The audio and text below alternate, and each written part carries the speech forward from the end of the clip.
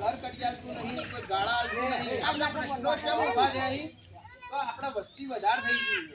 હવે એક વસ્તુ આ ગામમાં 5000 લેવી જોઈએ, પણ થઈ ગઈ છે 12000. હવે એક વસ્તુ 5000 ના માટે 100 ગાળા બનાયા, પણ હવે 12000 નો 100 ગાળા વેચવા હોય તો ઝઘડા થાય ગામમાં. એટલે એક વસ્તુ માપની પબ્લિક હોય તો આ બધા પ્રશ્નો ઊભા થાય નહીં. એટલા માટે આપણે બધાએ વિચારવું પડે કે આપણે અને આપણા 2 બાળકો વધારે નહીં, એક છોકરો ને એક છોડી, અથવા તો 2 છોકરા હોય તો 2 છોકરા ને 2 છોડીઓ હોય તો 2 છોડીઓ. હવે છોડી છોકરો કોઈ એવું છે નહીં, કારણ કે કોઈ છોકરો હશે ને પાછળ કોઈ આપણને રાખશે એવું હતું નહીં. છોડીએ કટાઈ જમીન લઈને આવે કે હું તો મારી માન સેવા કરે, બાકી કોઈ છોકરાઓ કટાઈ બહુ લઈને જતા રહે.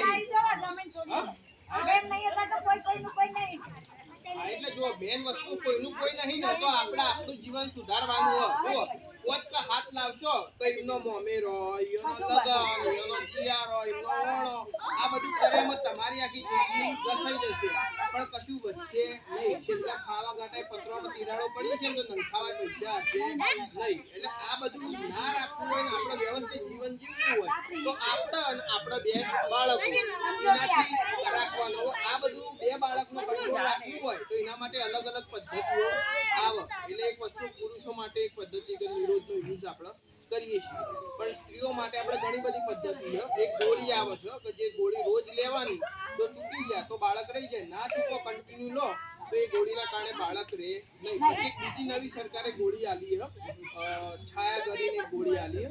એની ગોળી બી એવી છે કે એક અઠવાડિયું એક વાર કન્ટિન્યુ લેવાની થાય, પછી એક મહિને લેવાની થાય. પછી એક અંતરા ઇન્જેક્શન આલ્યું સરકારે કે જે દર 3 મહિને ઇન્જેક્શન મુકાવડાવી દેવાનું.